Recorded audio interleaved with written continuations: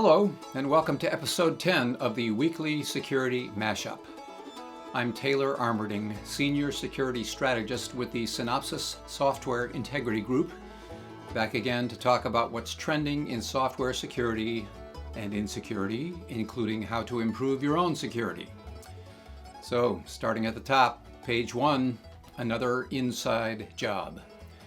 Or perhaps it would be better described as an insider job, because it is yet another of an ever-expanding list of illustrations that while bugs in software are the most common enabler of hacks, the weakest link in your organization's security chain is likely a human. In some cases, a simply clueless or careless human, but in other cases, one who is both malicious and greedy. That is apparently the case with the Israeli company NSO Group, mostly known as a vendor of sophisticated spyware. One of its tools, called Pegasus, is capable of remotely cracking into iPhones and Android devices. The company sells its technology to law enforcement, military, and intelligence agencies. As Motherboard and others have reported, an indictment brought by Israeli authorities accuses a 38-year-old former NSO employee, whose name has not been released but who is apparently a male, with stealing Pegasus source code and trying to sell it on the dark web for $50 million in cryptocurrency. This was apparently a major discount, since according to the indictment, its capabilities are worth hundreds of millions of dollars. Some versions of it allow its users to suck virtually all meaningful data from a phone without the target doing anything, even clicking on a link or opening a malicious app. In other versions, if the phone's owner clicks on a link in a text message, the spyware user can extract contacts, emails, social media messages, GPS location, and possibly turn on microphones and cameras. The former employee, a senior programmer, allegedly figured out a way to steal the Pegasus code without triggering any digital alarms within NSO. The code allows exposure and a full understanding of how the system operates and its cyber capabilities, according to the indictment. Besides demonstrating the insider threat, this incident illustrates a couple of other troubling realities about government spyware tools. First, they don't always stay in the hands of those authorized to use them.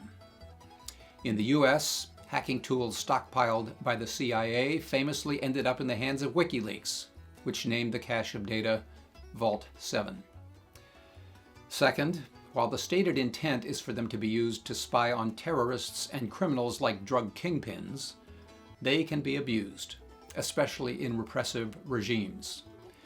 In Mexico and the United Arab Emirates, authorities have used Pegasus to spy on journalists and human rights activists.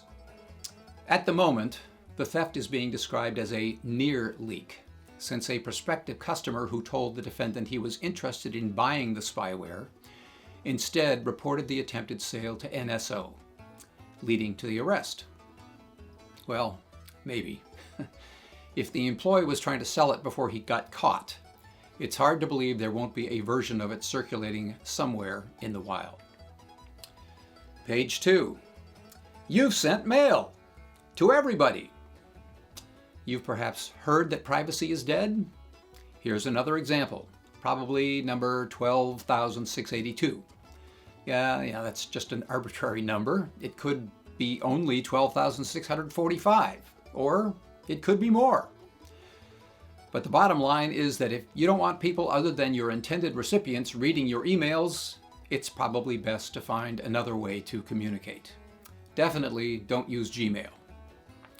Google has been criticized for years for scanning the communications of Gmail users.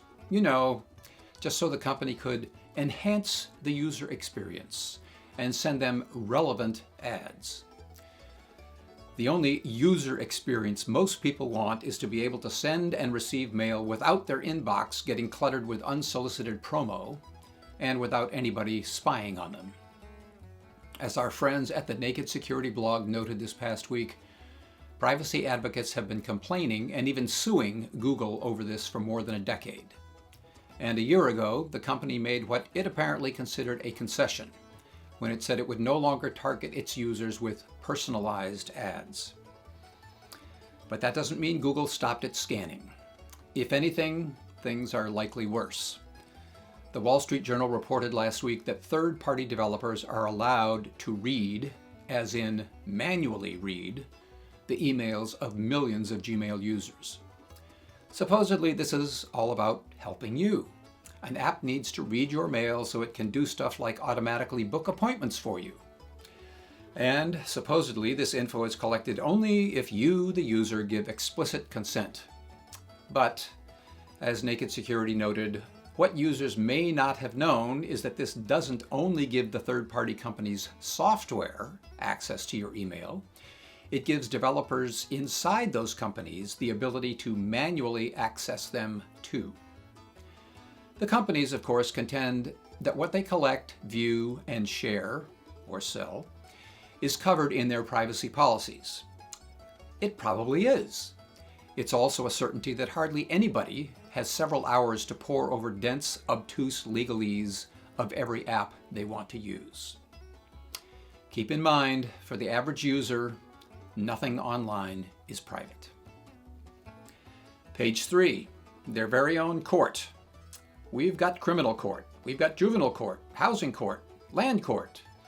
We've got probate and family courts. And now the UK will have cybercrime courts.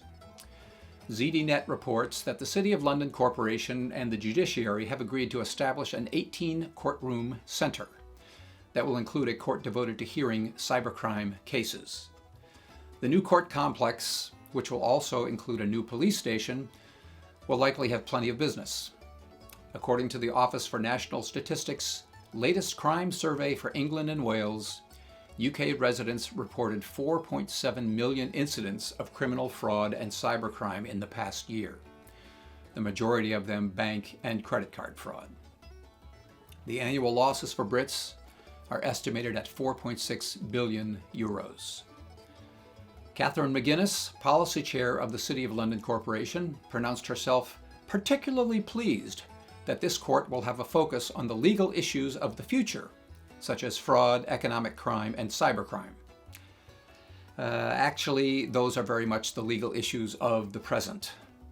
And what should not be so pleasing is what requires a whole new court system, the relentless increase of cybercrime.